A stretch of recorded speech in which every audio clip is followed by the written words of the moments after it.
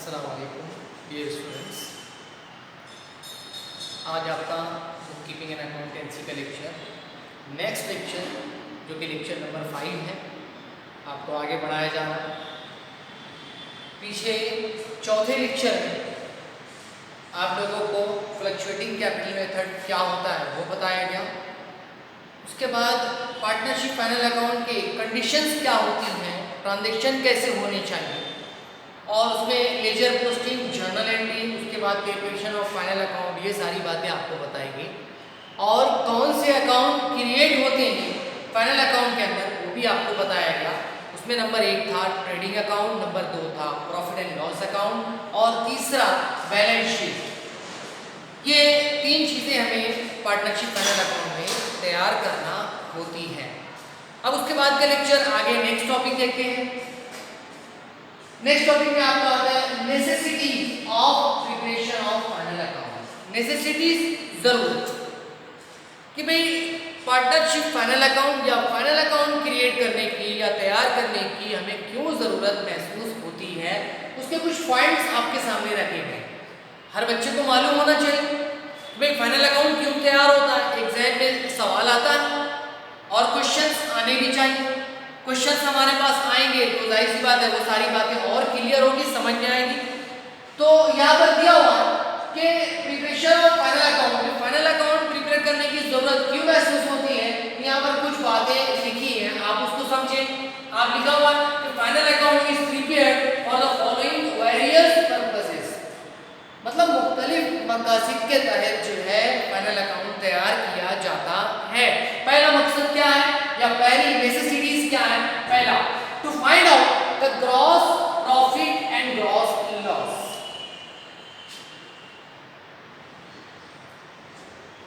Gross profit and gross loss, यहां पर मैं लिख देता हूं आपको कुल मुनाफा और कुल नुकसान।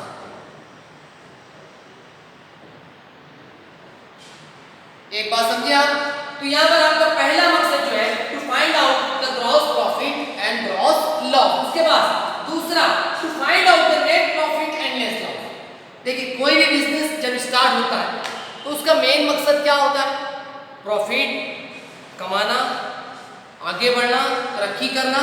लेकिन एक बात आप याद रखें, बिजनेस है, बिजनेस के अंदर प्रॉफिट तो होता ही है और प्रॉफिट कमाने के मकसद के तहत जो है बिजनेस जारी भी किया जाता है, लेकिन उसी के साथ साथ जुड़ा हुआ है लॉस। एक बात आप समझ के चलें कि लॉस हमें जरूरी है, इसको भी सामने रखा जाए। जहां आप मुनाफा कमाने के चक्कर में है वहीं आपका नुकसान भी हो सकता है। बिजनेस के अंदर इस लॉस का है तो ये आपको समझना है। तो एक था कुल मुनाफा जो कि हमें कहां से मालूम होता है? ट्रेडिंग अकाउंट से। जो हमें कहां से मालूम होता है? Trading account. ट्रेडिंग अकाउंट का अभी जो भी एडजस्टमेंट है मैं आपको समझाऊंगा, जो फॉर्मेट है वो बताऊंगा, कैसे वहां पर ग्रॉस लॉस आता है या ग्रॉस प्रॉफिट आता है ये भी मैं अभी आपको समझाऊंगा। लेकिन हमें सिर्फ नेसेसिटी समझना है कि क्यों जरूरी है। सबसे पहला मकसद है to find out the gross profit and gross loss. दूसरा, net profit and net loss. Gross profit तो मालूम किया ट्रेडिंग अकाउंट की मदद से, लेकिन नेट प्रॉफिट और नेट लॉस कहां से मालूम पड़ेगा? प्रॉफिट एंड लॉस अकाउंट की मदद से। कहां से मालूम पड़ेगा? प्रॉफिट एंड लॉस अकाउंट की मदद से। तो दूसरा मकसद to find out the net profit and net loss of the company या ऑफ द फर्म। तीसरा, to know the financial position. Financial position, माली हालत, कि बिजनेस की हमारी माली हालत क्या है उस चीज को समझना है। माली हालत से मुराद ये हुआ कि हमारा बिजनेस जो हमने स्टार्ट किया है, शुरू किया है, इसका हम अकाउंट राइटिंग कर रहे हैं, हम जिसके लिए माल खरीद रहे हैं, जिसके लिए माल बेच रहे हैं, उस बिजनेस की फाइनेंशियल पोजीशन क्या है ये हमें मालूम करना बहुत ज़रूरी होता है। साल के आखिर में फाइनेंशियल पोजीशन से हमें ये पड़ता है कि हमें ये मालूम पड़ता है कि भाई बिजनेस हमारा ग्रोथ हो रहा है या नहीं, बिजनेस में हमें फायदा है या नुकसान है ये भी हमें मालूम पड़ता है फाइनेंशियल पोजीशन से। तो फाइनेंशियल पोजीशन ये हमें बहुत इंपॉर्टेंट है।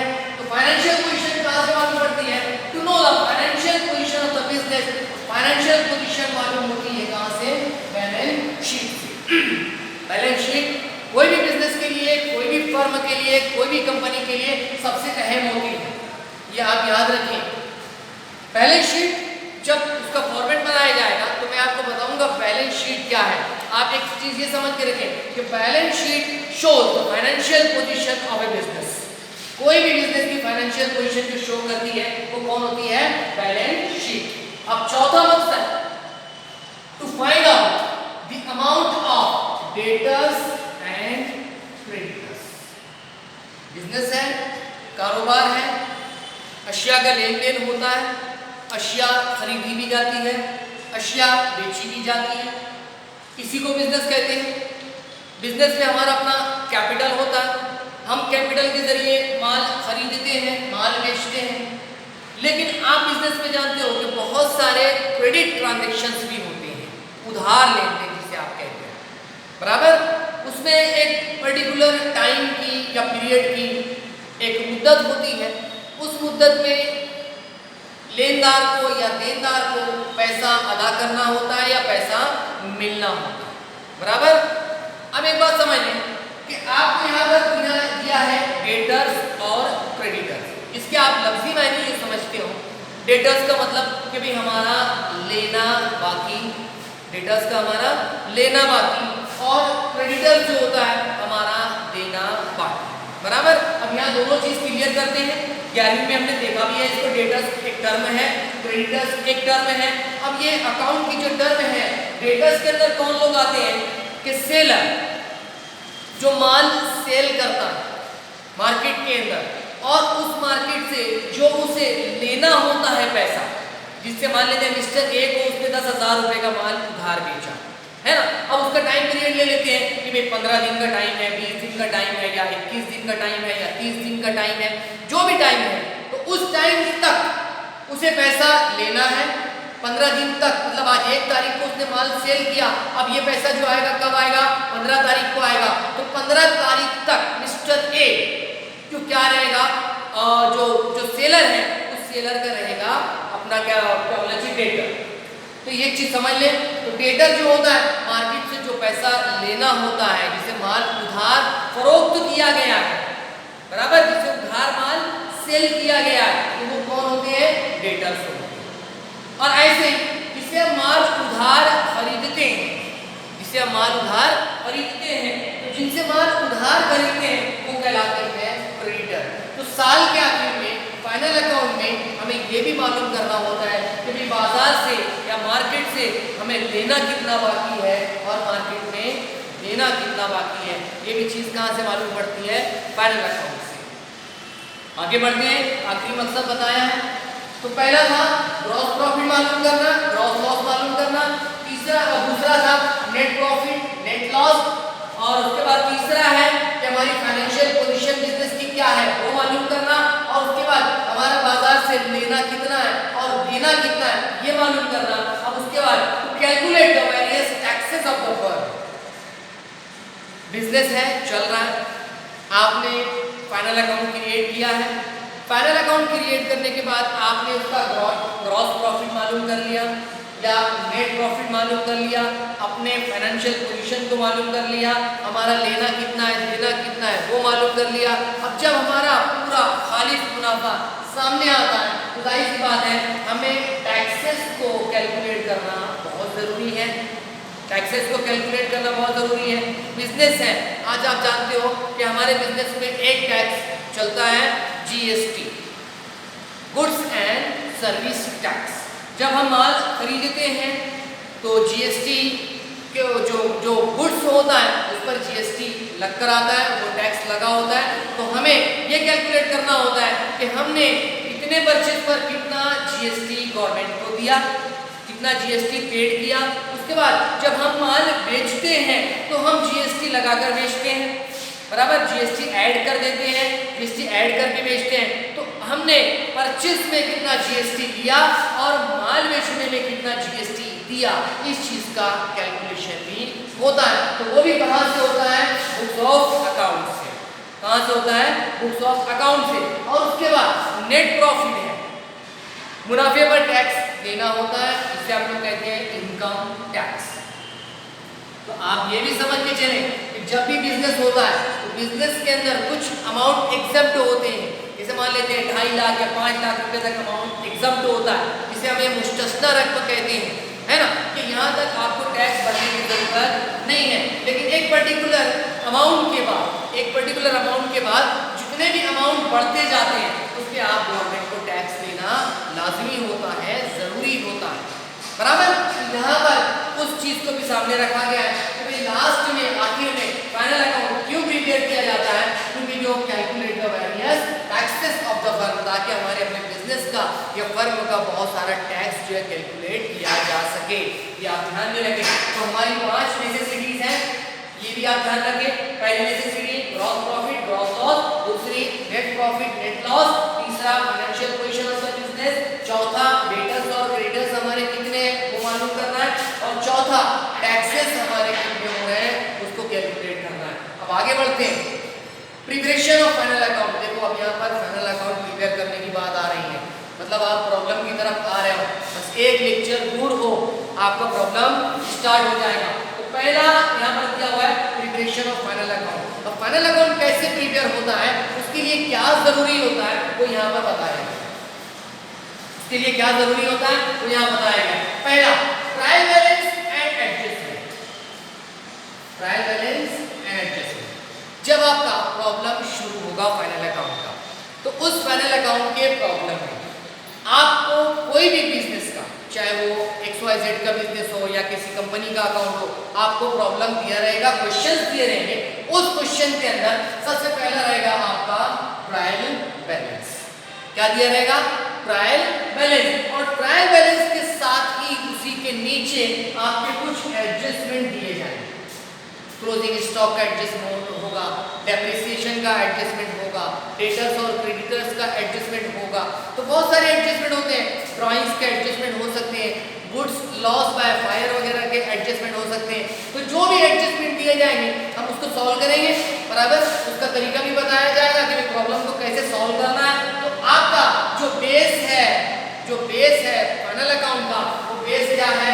ट्रायल बैलेंस और एडजस्टमेंट। ट्रायल बैलेंस और एडजस्टमेंट आज इंपॉर्टेंट आगे दिया है कि trial balance and adjustment are important in preparation of final account. In preparation of final account. तो यहाँ पर अब नीचे थोड़ा सा एक डेफिनेशन या बोला चाहिए थोड़ी सी नॉलेज दी है ट्रायल बैलेंस के ताल्लुक से। एक जुमला निकाल ट्रायल बैलेंस के ताल्लुक से, जो मैं आपको पीछे के लेक्चर में बता चुका हूँ कि ट्रायल बैलेंस कैसे तैयार होता है। ट्रायल बैलेंस कहाँ से तैयार होता है?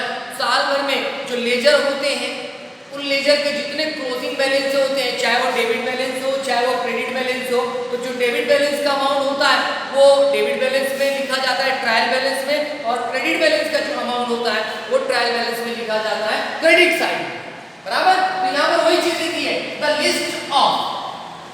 लिस्ट बना लेते हैं, एक लिस्ट बन रही है। क्या लिस्ट बन रही है? कि जो डेबिट बैलेंस रहेगा वो डेबिट बैलेंस में लिखा जाएगा, जो क्रेडिट बैलेंस रहेगा वो क्रेडिट बैलेंस में लिखा जाएगा। तो ये एक तरीके की लिस्ट बनाई जा रही है। क्लोजिंग बैलेंस निकाला जा रहा है, किसका? लेजर्स का। तो लेजर की जितना क्लोजिंग बैलेंस रहेगा उसकी एक लिस्ट तैयार हो जाएगी। क्या लिखा है आगे? List of debit and credit balances.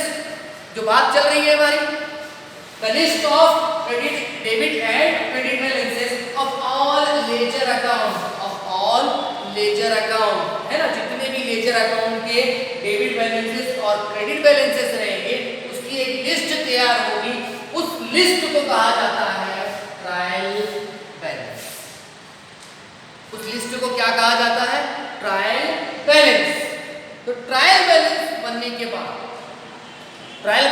के बाद हमारी एक पर्टिकुलर एडजस्टमेंट रहेगी, एक रहेगी, दो रहेगी, 5 भी हो सकती है, 4 भी हो सकती है। प्रॉब्लम के ऊपर डिपेंड करता है। जैसा प्रॉब्लम आएगा वो आपके सामने आपको रखा जाएगा और उसका सॉल्यूशन भी इंशाल्लाह निकाला जाएगा। तो ये सारी चीजें हमारे सामने हैं। तो प्रिपरेशन जो होगा उसका बेस क्या है? Trial balance, adjustment are important, यही अहम है। ट्रायल बैलेंस और एडजस्टमेंट अहम है। और ट्रायल बैलेंस क्या होता है ये भी आपको बता दिया कि दोबारा बता रहा हूं, the list of debit and credit balances of all ledger account is called as trial balance. तो ये चीज आपकी यहां पर खत्म होती है। उसके बाद फाइनल अकाउंट के अंदर अब अकाउंट क्रिएट क्रिएट करना है, उसके प्रोफार्मा बनाना है, बराबर। तो कौन सा अकाउंट क्रिएट होगा? पहला अकाउंट क्रिएट होगा ट्रेडिंग अकाउंट, दूसरा अकाउंट क्रिएट होगा प्रॉफिट एंड लॉस अकाउंट, और तीसरा जो बनेगा वो रहेगी बैलेंस शीट। तो मैं समझता हूँ आपको फाइनल अकाउंट के नेसेसिटी समझ में आ गए कि भाई हम क्यों फाइनल अकाउंट बनाते हैं, ये आज आपको समझ में आ गया, ताकि हम मुनाफा मालूम कर सकें, नुकसान मालूम कर सकें, बराबर। और हमारा जो है बिजनेस की पोजीशन अच्छी है या नहीं है, हमारी फाइनेंशियल पोजीशन को हम मालूम कर सकें, इसलिए हम फाइनल अकाउंट बनाते हैं। साल के आखिर में हमारा मार्केट से लेना कितना है, देना कितना है, ये हमें मालूम हो सके, उस वजह से हम फाइनल अकाउंट बनाते हैं। और हम साल के आखिर में जो हमारे टैक्सेस होते हैं, उस टैक्सेस को कैलकुलेट करने के लिए हम क्या करते हैं? फाइनल अकाउंट बनाते हैं। और फाइनल अकाउंट बनाने की जो बुनियाद है वो क्या है? ट्रायल बैलेंस और एडजस्टमेंट, जिसकी मदद से हम फाइनल अकाउंट क्रिएट करेंगे। तो जो ट्रायल बैलेंस क्या है वो आपको बताया जा चुका है। The list of debit balances and credit balances are called as trial balance. अब आपके जो नेक्स्ट लेक्चर रहेगा उसमें आपको trading account, profit and loss account और बैलेंस शीट के फॉर्मेट कैसे होते हैं वो आपको बताए जाएंगे। Thank you very much.